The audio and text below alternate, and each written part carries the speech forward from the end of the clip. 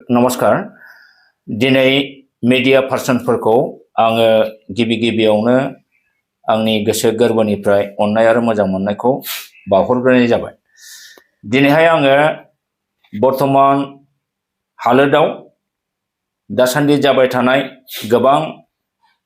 Media लेभेलाव social मीडियायाव ओंखारनाय बाथ्राफोरखौ लानानै आरो आगोलनि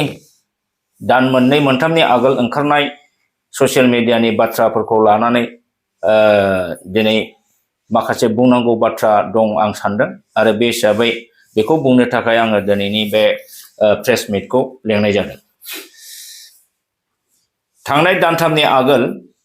आङो बिथां प्रमद बर' दानि बिटिसिनि CEM प्रमद बर' बिथांखौ 31 डिसेम्बरनि गेजेराव बिटिसिनि 2003 आव मोनखानाय गासिबो ट्राइबेलनि 6 शेड्यूलनि पावर एंड फांक्शनखौ लाबोफिननानै बिटिसि एबा बिटिआर खौ सासन खालामनो हायाब्ला 31 डिसेम्बरनि गेजेराव रिजिगनेशन होनांगौ होननानै सासे सिनियर सिटिजेन आरो एक्स एबसु वार्कार लिडार हिसाबै आङो दाबि होदोंमोन। नाथाय दिनै फैयै फैयै मास मोनथाम जानानै दानथाम जानानै थांबाय, डिसेम्बर मासआ गेजेर नांनानै बारबाय, अब्लाबो बिथां प्रमद बर'खौ जायनाखि बिटिसिनि ट्रेन्सफार साबजेक्टनि 16टा साबजेक्टखौ बिथाङा डिसिनो जे हस्तान्तर खालामदों, ट्रेन्सफार खालामदों, बेखौ लाबोफिननायनि जेबो राहा लामा लानाय आं बिथांखौ नुवाखै। आरो बिथांमोनहा बिटिसिनि 6 शेड्यूलनि पावर मथे गासिबो स्किम प्लेन डेभेलपमेन्टेल एक्टिभिटिसनि स्किमफोरखौ गावसोरनो सेंसन खालामनानै होनो हानाय बे पावारखौ बिथांमोनखौ लाबोफिननाय जों नुनो मोनाखै। आरो थार्ड ग्रेड फोर्थ ग्रेडनि एपइन्टमेन्ट होनायनि जेनाखि बिटिसि 2003 आव दंमोन बेखौबो लाबोफिननाय नुवाखै। बेनिखायनो आं दिनै बुंनो सानदों, दिनै 31 डिसेम्बरा फैगासिनो दं, बे हिसाबै प्रमद बर' बिथाङा रायजोनि स्वार्थखौ नायनानै गावनि बे नाम मात्र CEM जानानै थानाय बे बिबानखौ एंगारनांगौ आरो बिटिआर सुक्तिखौ डिनाउन्स खालामनानै बे सुक्तिया जेबो खामानि गैया बेखौ डिनाउन्स खालामनांगौ, बेखौ केन्सेल खालामनांगौ। गोदानै दरकारब्ला जोङो एसे सोमावसारफिननानै गोदान एग्रिमेन्ट खालामनांगौ, जाय एग्रिमेन्टआव जोंहा बर' एबा ट्राइबेलनि गासिबो पावर एन्ड फांक्शना थागोन आरो 40टानि जायगायाव 50टासो डिपार्टमेन्ट बा साबजेक्टखौ जोङो आसाम सरकारनिफ्राय बिनानै लानांगोन, अब्लासो जों बर' रायजो राजाया गोजोननो हागोन। जे प्रमद बर' बिथां चिफ एक्जिकिउटिभ मेम्बारखौ आं मानो 31 डिसेम्बराव रिजिगनेशन होनो आं मानो दाबि खालामा, बेनि गोबांथार जाहोन दङ। दिनै बे जाहोनफोरखौबो आङो एसे कम्पारेटिभ स्टाडि बिटिसि एकर्ड आरो बिटिआर एकर्डआव मा दं बे सोमोन्दै आङो रायजोनो एसे नलेजाव होनो सानदों। 2003 नि बिटिसि एकर्डनि दारै 6 शेड्यूलाव जेसेबां पावर एन्ड फांक्शन होदोंमोन बे पावर एन्ड फांक्शनफोरखौ 2020 नि 27 जानुवारियाव जालांनाय बिटिआर जेनाखि पिस एकर्ड, बे पिस एकर्डआव गासिखौबो न'वेर खालामदों, डेस्ट्रय खालामदों, गैया खालामदों, जायनि फलाव दिनै बिटिआर सरकारनि CEM प्रमद बर'नि आखायाव जेबो पावर गैया। बिथाङा नाम मात्र टिटुलार चिफ CEM जानानै दङ। 2020 नि 27 जानुवारियाव जानाय बिटिसि पिस एकर्डआ बर' हारिखौ फाननानै जानाय एबा बर'नि गासिबो पावर एन्ड फांक्शनखौ जोबस्रांहोदों। दा बे हिसाबै जोङो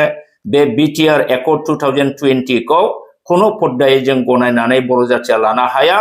जाय इन्टेलेक्सुयेलफ्रा दिनै बे एकर्डखौ स्टाडि खालामदों, आं सानो बिथांमोनहा गासिबो बे एकर्डनि प्रति खुनु रेसपेक्ट एबा बेखौ गनायनांगौ होननानै बिथांमोनहा निश्चय बुंनाय नङा। आरो जुदि जाय बिथांमोनहा इन्टेलेक्सुयेलबाबो पावारनि मानसिफोरखौ रेसपेक्ट होनानै प्रमद बर'खौ सापर्ट होआब्ला व्यक्तिगत स्वार्थआ पुरन जानाय नङा होननानै जायफोर सानो, निश्चय बिथांमोनहा हयथ' बे एकर्डनि जेनाखि उइकनेस, दुर्बल, बेवहाय जेबो गैया, खंख्ला, बे बाथ्राखौ निश्चय बुंनाय नङा। बिटिसि 2003 जेनाखि एकर्ड जादोंमोन BLT आसाम गभर्नमेन्ट आरो सेन्ट्रेल गभर्नमेन्टनि गेजेराव, बेवहाय 6 शेड्यूलनि आधाराव ट्राइबेल सेल्फ गभर्नेन्स मोनसे अट'नमि होनाय जादोंमोन। बे अट'नमियावहाय गोबां पावारफोर दंमोन, जेरै गासिबो बिटिसिनि डेभेलपमेन्टेल खामानिनि स्किमफोरखौ बिटिसि जेनाखि काउन्सिल एक्जिकिउटिभ काउन्सिल बिथांमोनहानो गासिबो सेंसन खालामनाय एप्रुभ होनाय खामानिखौ आरो इमप्लिमेन्ट खालामनायखौ मावनो हायोमोन। थार्ड ग्रेड आरो फर्थ ग्रेडनि एपइन्टमेन्टफोरखौ होनो हायोमोन। नाथाय बिटिआरआव बे जिनिसा गैया। बिटिआरआव third grade fourth grade appointment होनायबो गैया आरो बिटिआर काउन्सिला जे माने गावहानो स्किम सेंसन होनो हानाय बेनिबो मोनसेबो बेवहाय बुंथिनाय एबा एकर्डआव क्ल'सआव लिरनाय गैया। दिनै प्रमद बर' इउपिपिएल एबसुआ बेफोर बाथ्राखौ दिनै मानो बुजिनो हायाखै? क्ल'सखौ मोजाङै फरायदोंना फरायाखै बिथांमोनहा? फरायनानै क्ल'सनि मिनिं बा स्पिरिटखौ बुजिदोंना बुजियाखै? बुजिदोंब्ला दिनै बिथांमोनहा बिनि सायाव बोरै गोजोनखो? माबोरै गोजोननो हाखो? एथ' दिन आन्दलन खालामबोबाय बर'लेण्ड होननाय। बर'लेण्ड डिमान्डनि मिनिङा मा? रायजो माने मा? गावखौनो गाव सासन गासिबो खालामजोबनो हानायनि जेनाखि गोहो बेखौ लुबैनायमोन। दिनै बर'लेण्ड बिगाफ्रा बिटिसिआ मोनसे सेमि बर'लेण्ड बादि जाखानायखौ बेहाय थाखानाय पावारखौ खोमाजोबनाय जे एकर्ड खालामबाय, बुजिनानै खालामखो ना बुजियालासिनो खालामखो? फरायनानै खालामखो ना फरायालासिनो खालामखो? होमब्ला बे बिटिआर एकर्डआव मा भाइटालिटि दं? बेवहाय मा भेलु दं? सिङाव हाबनानै नायबाथ' जोंथ' नुदों बेवहाय जेबो गैया। नोङो माखासे डेभेलपमेन्टेल स्किमफोर दङ, मेडिकेल कलेज बा नार्स कलेज बा माबा इन्जिनियारिं कलेज बा बहाबा माबा इनस्टिटिउसन बानायनाय बेफोर दङ। बे थाथों, बे गिदिर बाथ्रा नङा। खिन्थु मेइन जिनिसा जानांगौमोन जे बिटिसिनि ट्राइबेल मानसिफ्रा बर' मानसिफ्रा सासन खालामनायनि जे माबा दंमोन, पावार दंमोन, बे पावारखौ मानो थेर बेथेर खालामखो? मानो खोमाखै? आरो बेबादि एकर्डखौ बोरै सहि होनो हायो? माबोरै लाबोखै? दिनै बिटिआर एकर्ड जोंना नामानो बिराद गिदिरखा होननानै लायो। मा फाग्ला भाषा बिलाय? मा फाग्ला राव बे? बिटिआर होननाया बिराद गिदिर सोदोब नामा? काउन्सिलनि जायगायाव नोंसोर आर लाबोदों। बिटिएडिखौसो बिटिआर होनदों। एरियाखौसो बिटिएडिनि जेसेबां डिस्ट्रिक्टफोर दं, हा दं, एरिया दं, गामि दं, बेखौ बिटिआर होनदों, रिजियन होनदों। नामाव जेबो भेलु गैया। बिनि सिङावनि जेनाखि पावार एन्ड फांसन बेसो जिनिसमोन। दा दिनै बिटिसिनि पावार एन्ड फांसनखौ बिटिआर एकर्डआ जिहेतुके धंस खालामबाय। दा बियो बर' जाथिनि मोनसे रोखोमनि जोबस्रांनाय मोनखानाय जिनिसफोरखौ गासिबो जों दिनै खोमानानै लानाय लामायाव फैबाय। दिनै बिटिआर एकर्डआ गासिखौबो धंस खालामबाय। गाहाय सिगनेटरि रन्जन दैमारि बिथांखौ बे बिटिआर एकर्डआव मा खालामखो? बिथांखौ दिल्लीयाव लांनानै सहि होनो लांबाय। दिनै एनडिएफबि फेक्सनाबो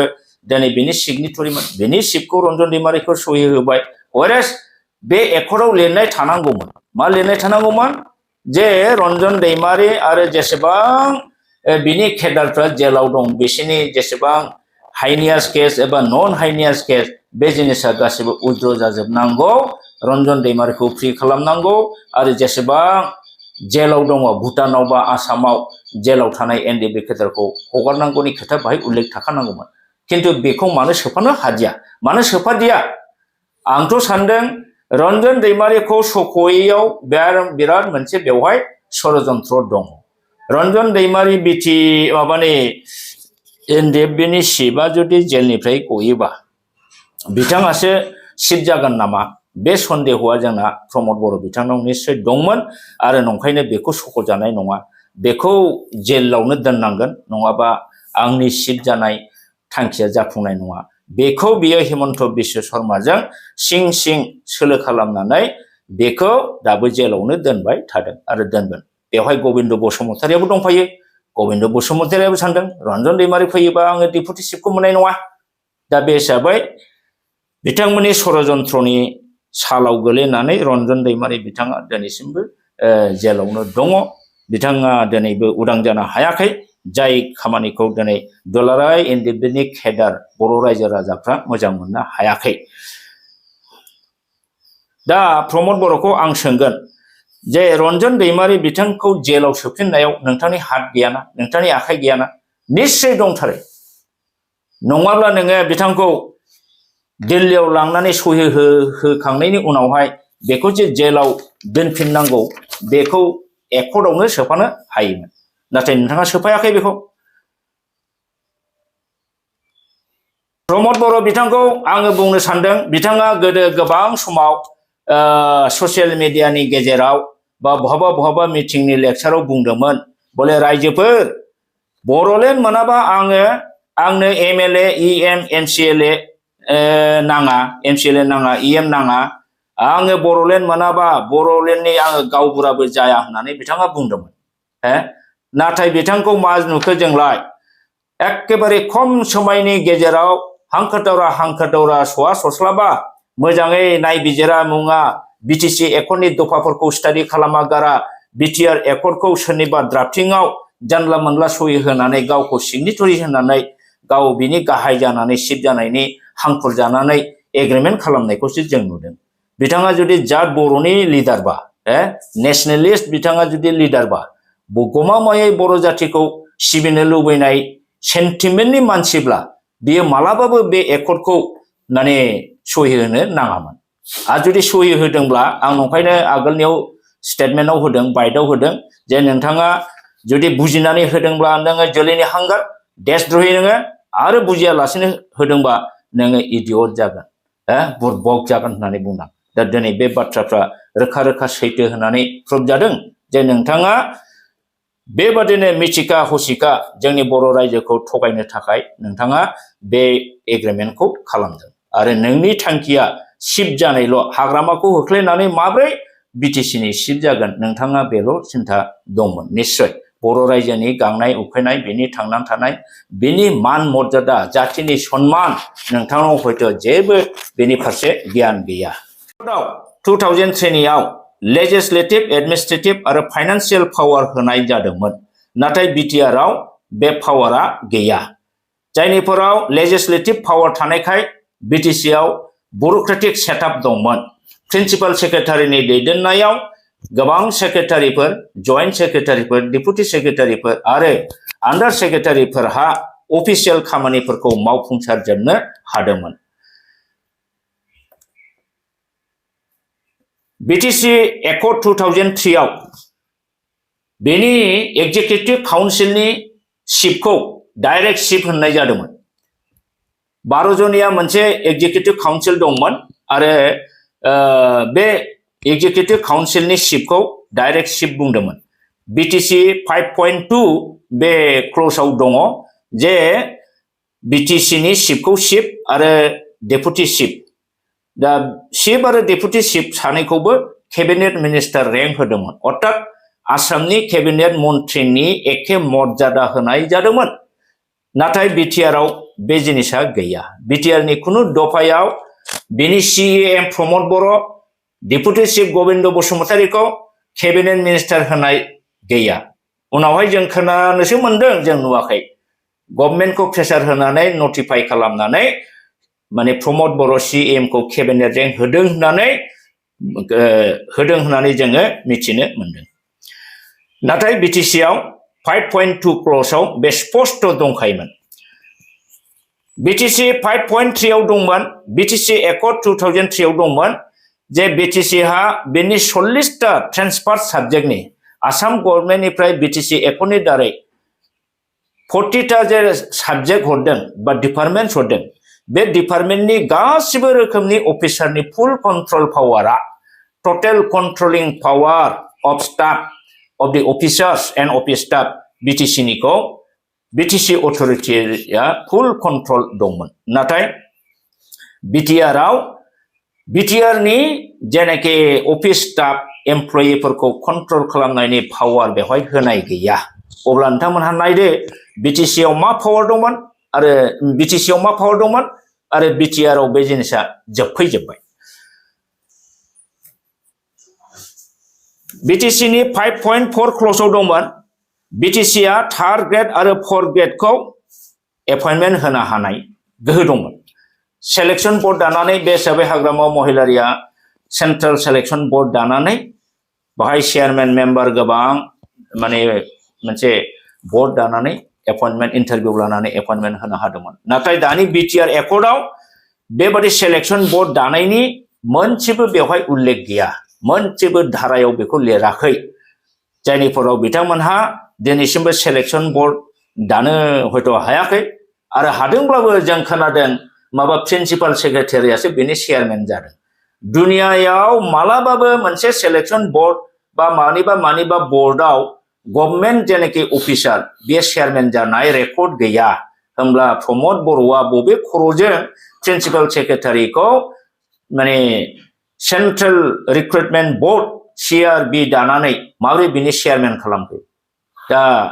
बे पाब्लिक रिप्रेजेन्टेटिभ पाब्लिक मानसियासो बिनि चेयारमेनखौ जानो हायो दा माबोरैहाय सासे गभर्नमेन्ट अफिसारखौ नारसिननानै बिथाङा गावनि BTR बा BTC नि रायजोफोरनो माबोरै साख्रि होनो सानदों जेखि पलिसि लाया मानो जेखि सेलेक्शन खालामा मानो बे प्रिन्सिपाल सेक्रेटारिखौ बिथाङा बोरै नारसिननो हागोन गतिके बिथांनि बे पलिसिया माने एसे जाम्बानिसो खामानि जादों जे गावनि मानसियानो चेयारमेन जानो हायाखै गावनि मानसियानो मेम्बार नङा गासिबो गभर्नमेन्ट अफिसारफ्रासो मेम्बार होमबा माबोरै नोंनि मानसिफोरखौ नों बोरै सेलेक्शनाव बोरै लाबोनो हागोन दा बेनिफ्राय जों नुदों बे सेन्ट्रेल रिक्रुटमेन्ट बोर्ड जानानै इन्टारभिउ लायोब्लाबो प्रमद बर' बा बिसिनि EMफ्रा बेवहाय जेबो कर्तृत्व थानाय नङा गावनि मानसिखौ गावनि हारिखौ बिथांमोनहा थिसननो हानाय नङा आरो आंथ' सानदों जोंना हाग्रामानि दिनाव 70% 75%आ ट्राइबेल मानसिया साख्रि मोनदोंमोन दानि बे सेन्ट्रेल रिक्रुटमेन्ट बोर्डआ बोरैबाफोर जुदि इन्टारभिउ लायोबा बेवहाय एज पार द रिजार्भेशन सिस्टेम अफ ट्राइबेल्स अर्थात 10% खौल' बिथांमोनहा मोननो हागोन साब्रैसोआ अना बर' जागोन आरो माखासेयासो 6 जनसोआल' 5 जनसोआल' बर' मानसि जागोन ट्राइबेलनि बिथोराव आदार कास्टफ्रा बेखौ दखल खालामगोन BTC 5.9 आव दङ BTC अथरिटिहा गावनो गासिबो डेभेलपमेन्ट स्किमनि खामानिफोरखौ प्लेनफोरखौ गावनो सेंसन होनो सेलेक्शन खालामनो आरो इमप्लिमेन्ट खालामनो पावार दंमोन नाथाय BTR आव बे पावारखौबो होनाय जायाखै बेनिफ्रायनो जों नुनो मोनो BTR आ ओरैबायदि मोनसे एकर्ड जे BTC आव थाखानाय गासिबो पावर एन्ड फांसनफोरखौ ट्राइबेलनि पावार ट्राइबेल सेल्फ अट'न'मीनि जेनाखि पावार दंमोन फांसन दंमोन बेखौ धंस खालामदों BTC एकर्डआव एडमिनिस्ट्रेटिभ ब्युरोक्रेटिक सेटआप दंमोन प्रिन्सिपाल सेक्रेटारिनि हेडिंआव प्रिन्सिपाल सेक्रेटारिनि आन्डाराव गोबां secretary joint secretary deputy secretary under secretary बिथांमोनहा बे ब्युरोक्रेट्सनि खामानिखौ मावोमोन मानो होननानै बुङोबा लेजिस्लेटिभ काउन्सिल दङ BTC आव बड'लेण्ड लेजिस्लेटिभ काउन्सिल दा बे जेरै आसाम स्टेटआव एसेम्ब्लि दङ स्टेट एसेम्ब्लि बे स्टेट एसेम्ब्लिनि आन्डाराव आसाम स्टेट सेक्रेटारियेट जेरै दङ जायखौ चिफ सेक्रेटारिया खामानि दैदेनगिरि हिसाबै दैदेनो थिग BTC आबो मोनसे मिनि स्टेट बादि बेवहाय सेक्रेटारियेट कमप्लेक्स दंमोन आरो प्रिन्सिपाल सेक्रेटारिया बिनि गाहायमोन आरो बे प्रिन्सिपाल सेक्रेटारियानो गासिबो एडमिनिस्ट्रेटिभ जेनाखि अफिसियेल खामानि बेखौ मावजोबोमोन नाथाय हिंसाखुरिया दानि आसाम गभर्नमेन्टआ बर'फोरनि ट्राइबेलफोरनि बे मिनि स्टेट टाइपनि BTC नि 6 सिडुलनि अट'नमास काउन्सिलखौ धंस खालामनो थाखाय मा खालामदों जे प्रिन्सिपाल सेक्रेटारिनि जायगायाव बिथांमोननि माबा मथे मा होनो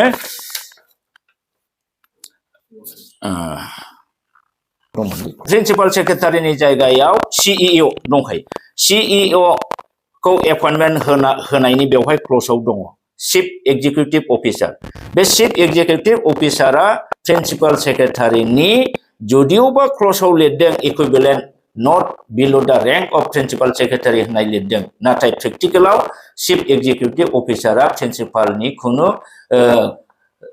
रुजुजाथाव बा समान रेंकनि नङा बे CEO आ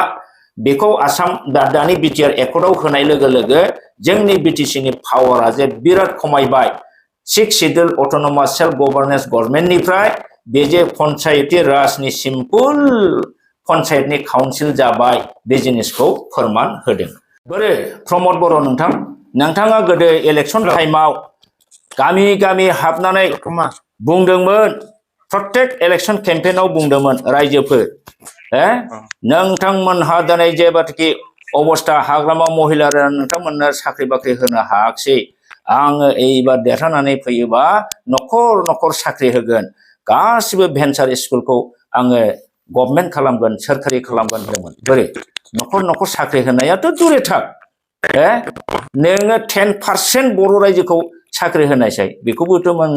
जेबो पलिसि लानो हायाखै आरो गभर्नमेन्ट भेन्सार स्कुलफोरखौ प्रभिन्सियेलाइज खालामनो जे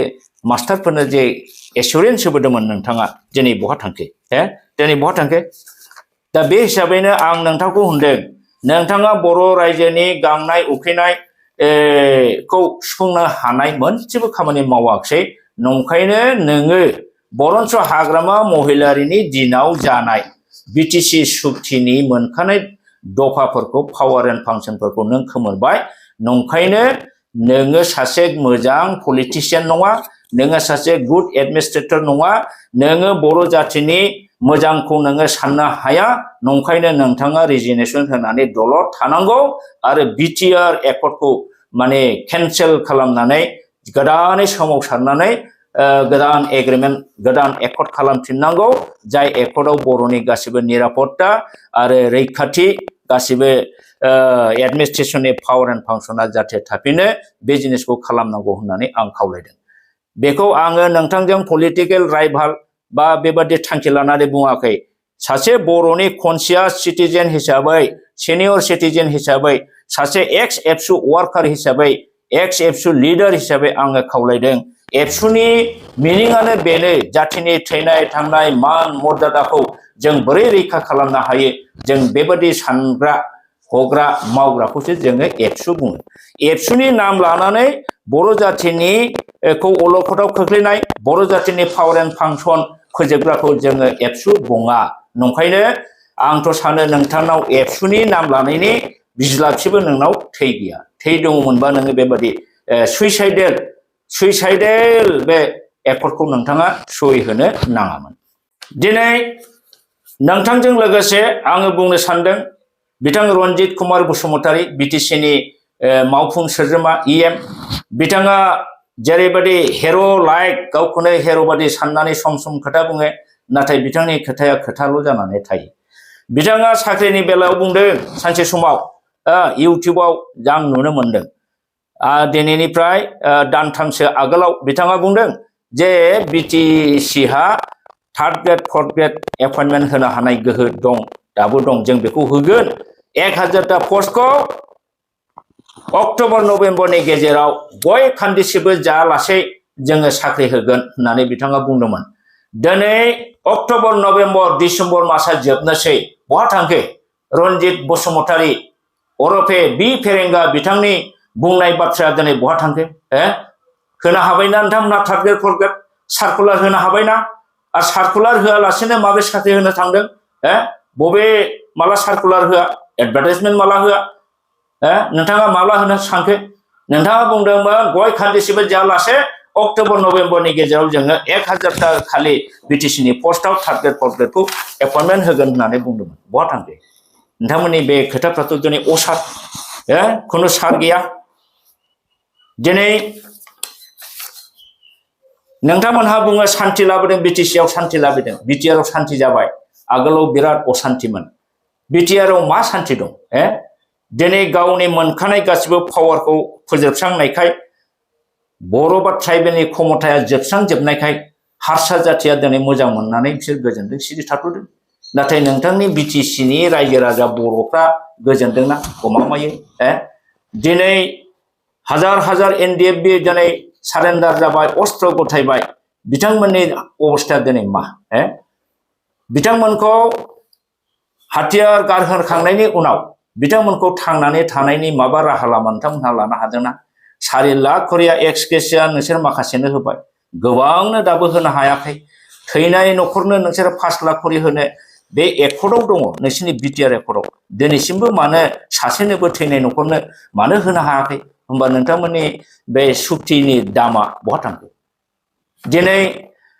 नोंथांमोनहासो सान्ति जादों इएम पावाराव थानायखाय दिनै रन्जन दैमारि बिथांनि गोसो बिथांनि न'खरनि मानसि बिथांनि केडारफ्रा दिनै बेसेबां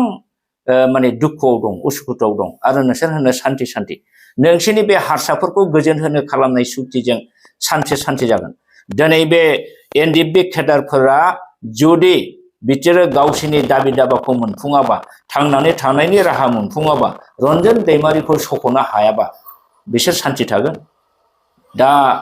कयेकटा दिन बिथांमोनहा नेनानै दं बिथांमोननि गोसो सिङाव दोमो दोमो खामनानै दं उसुखुथु जानानै दं सानसे समाव बे दोमो दोमो खामनाय अरा थुब्लाव जोंखांगोन बे समाव नोंथांमोनहा जेबो फात्ता मोननाय नङा नायबाय था नेबाय था नोंसोर सान्थि होनदों बे सान्थि जायो नामा आच्छा नोंथांमोन बादि रन्जित बसुमतारी प्रमद बर' राकेश ब्रह्ममोनहा सान्थिनि खोथा बुङो जों सान्थि लाबोबाय बिटिआरआ सान्थि जाबाय हाग्रामा महिलारिनि दिनाव हाजार हाजार मानसि बुथारोमोन होनना बुंबाय मानिबाय जों नोंसोर सान्थि लाबोदों रन्जित बसुमतारीमोन बादि सान्थि लाबोग्राया सान्थिनि बानि होग्रा सान्थिनि बार्ता होग्राया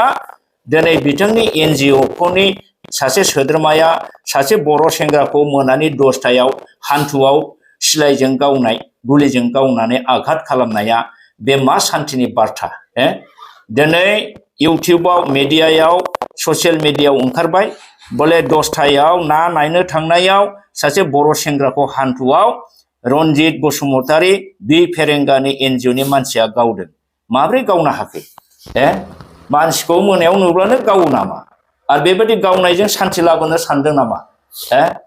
दिनै बे निउस मिडियायाव ओंखारनायनि उनावबो जोंहा रन्जित बसुमतारी बिथाङा क्लियारेसन दिनैसिमबो होआखै गावनि मानसिया गावाखैबो बुंनो हायाखै बिथाङा गावजाग्राथ' होनदों सिनायोबो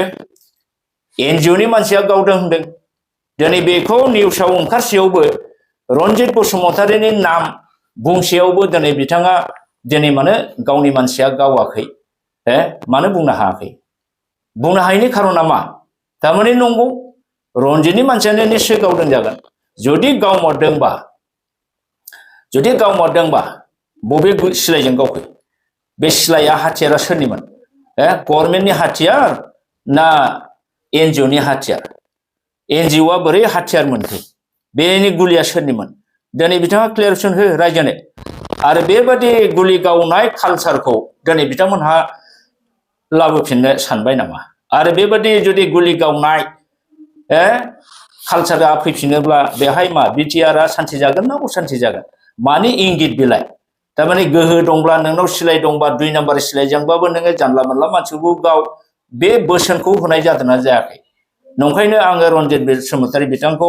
खावलायनो सानो जुदि नोंथांनि एनजिअ'आ गावमाराखैबा गावमाराखै फोरमान दंब्ला हो होननानै चेलेन्ज खालामनानै नोंथाङा क्लियारेसन हो आरो सिरि थायोब्ला जोङो बयबो सानगोन नोंथांनि एनजिअ'आनो मावदों गावदों आरो एनजिअ'आ गावदोंबा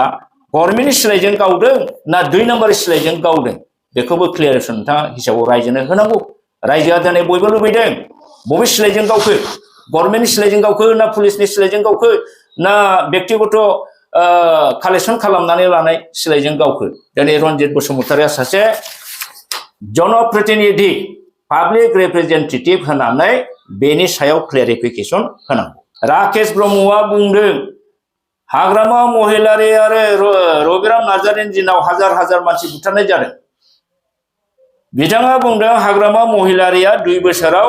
बिटिसि काउन्सिलाव खेबसेबो नुजायाखै बे हिसाबै देबरगाव समष्टिनि रायजो राजाफ्रा हाग्रामा महिलारीखौ समष्टियाव हाबहोनो नाङा आरो हाबहैयोब्ला माने सैमा मावजिखौ हाथर खुबैनाय बादि अन्थाइजों खुबैहरनांगौ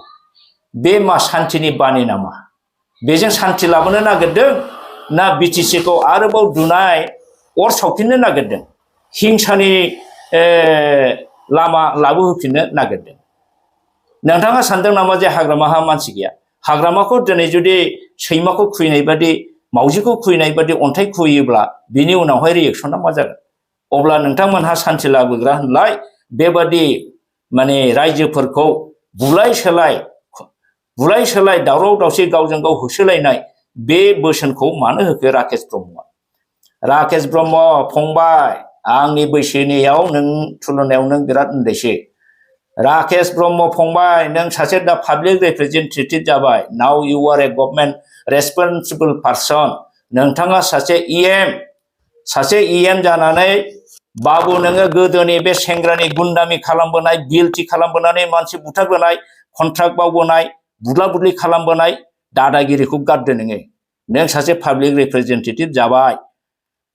नोंथांनाव दिनै नोंथांनि दासिम जेसेबां खुगायाव गाज्रि गाज्रि आनपार्लियामेन्टारियान वार्डफोर जायफोर ओंखारो बेखौ लागाम हम ब्रेक हो समाया शोभा मोना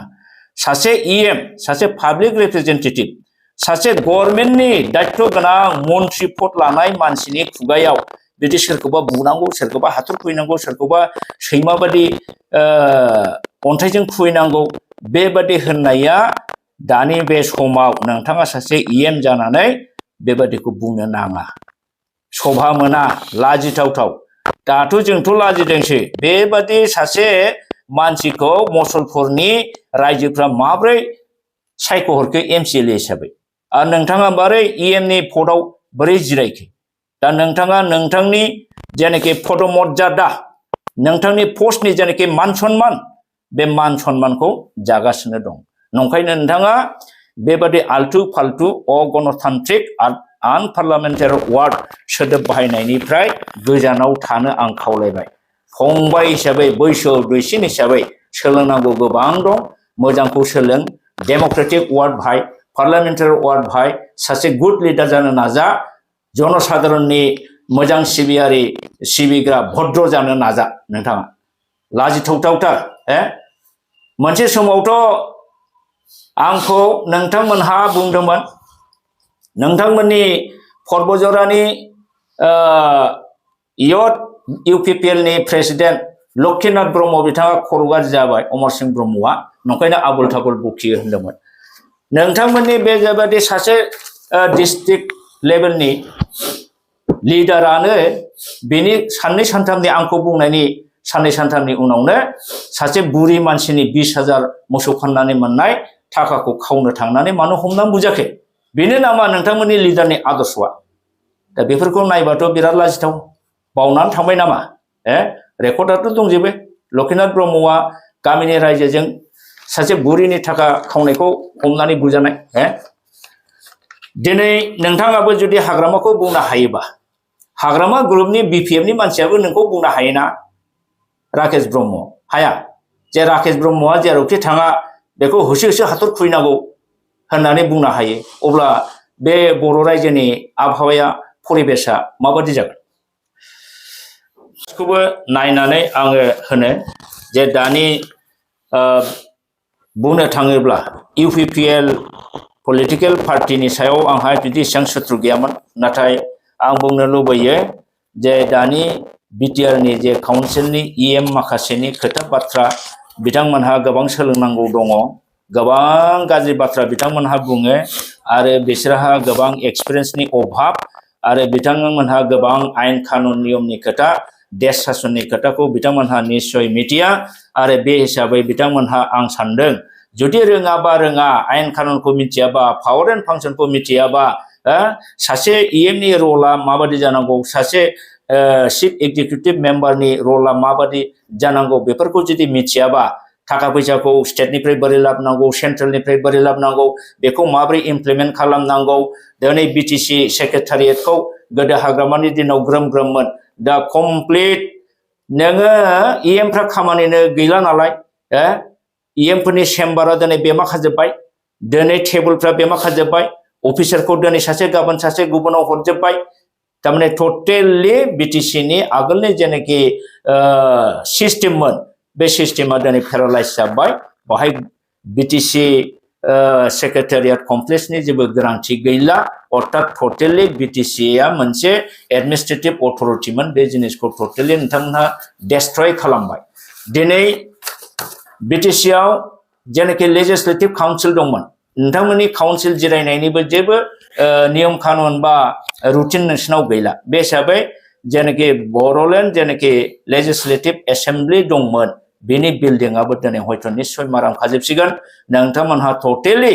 बिटिसिआ जे मोनसे मिनि स्टेट स्टाइलाव फैखाबायमोन बेखौ प्रमोशनसो खालामनांगौमोन हय मिनि स्टेटआव प्रमोशन खालामनांगौमोन बिनि डिपार्टमेन्टखौ बांहोनांगौमोन बिनि पावर एन्ड फांसनखौ बांहोनांगौमोन नोंथांमोनहा गासिखौबो धंस खालामजोब्बाय बेनिखायनो आङो दिनै खावलायगोन नोंथांमोनहा जाथिनि लिडार होननानै गाव गावखौ बुंनानै लानायनिफ्राय नोंसोरो जातिखौ फोजोबस्रांग्रा लिडार होननानैसो आङो दिनै बुंनो लुबैगोन दिनै प्रमद बर' बिथाङा आं बुंनो लुबैयो बिथाङा हाग्रामाखौ खुब जाख्ल'ग्रा बुङो मोजां जादों जाख्ल'नायखौ जाख्ल'ग्रा बुंखानांगोन हाग्रामा महिलारिया जाख्ल'नानै दिनै देरबाय नोंथाङाथ' जाख्ल'आखै नोंथाङा घुसबो जाया ओरैनो खामानि मावो नोंथाङालाय बोरैथो देरखो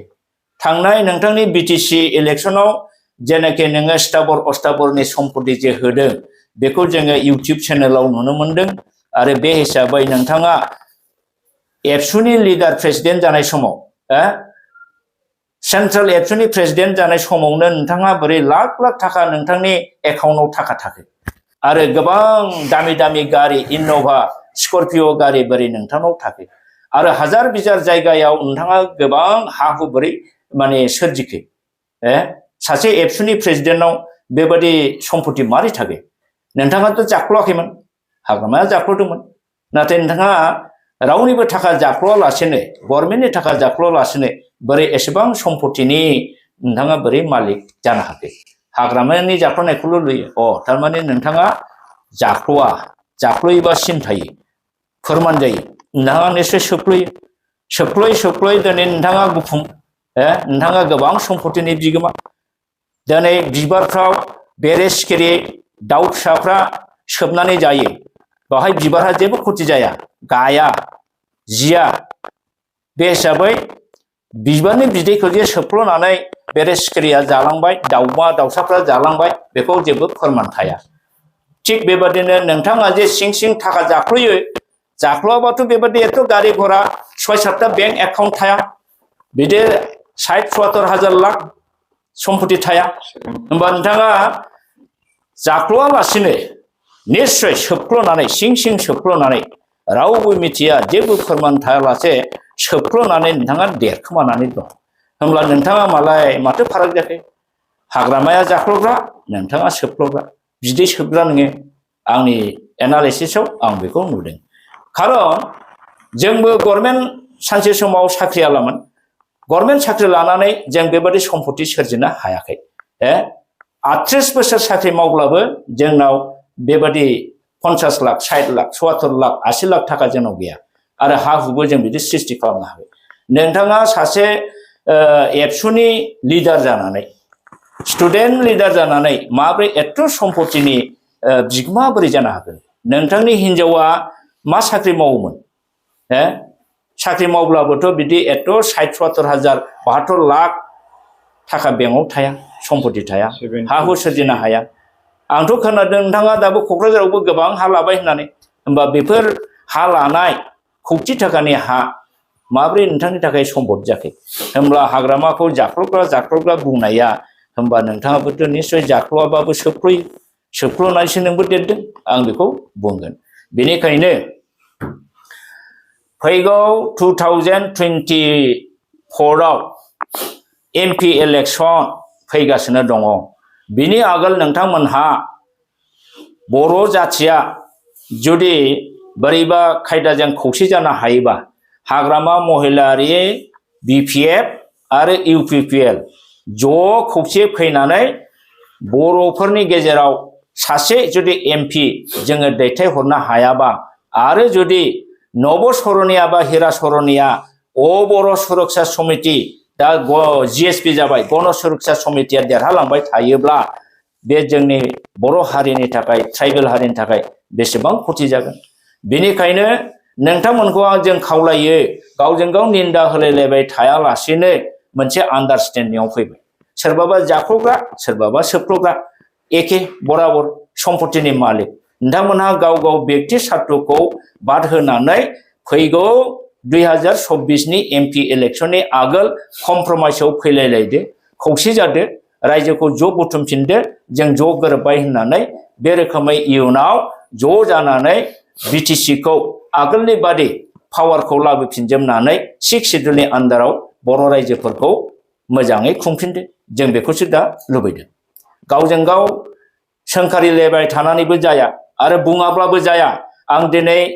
रन्जित बसुमतारीनि साख्रि होनाय खोथाखौ मानो बुंदों बिथाङा निजेनो माने कमान्ड होदोंमोन इउटिउबाव राकेश ब्रह्मआ जानला मोनला खोथा बुङो बे बन्द खालामनांगौ बेबादि बुंलायनायजों खौसेथि फैया नोंथांमोनहा दा बाथ्राफोरखौ सोदोबफोरखौ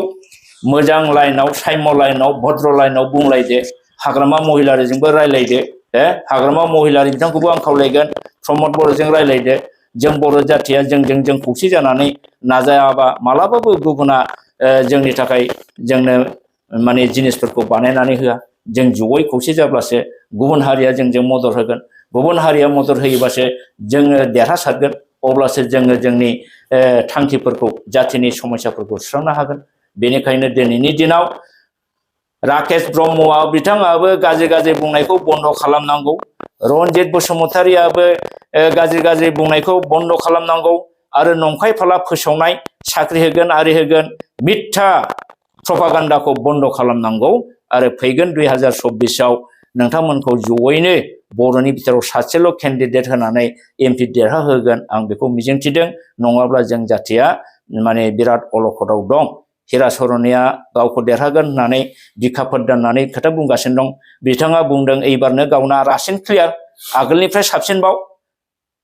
दा हिराचरनियाखौ जों सानसे दैथायहरबावनो जाय मानसिया बर' हारिनि एगेन्स्टै गाज्रि खोथा बुङो ट्राइबेलनि सिटआव देरहानानै अना ट्राइबेलनिसो खोथा बिथाङा बुङो दा बेखिनिखौनो आं दिनै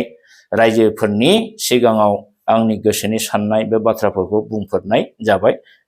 गोरोन्थि जायोबा क्षमा गोजोन्थों।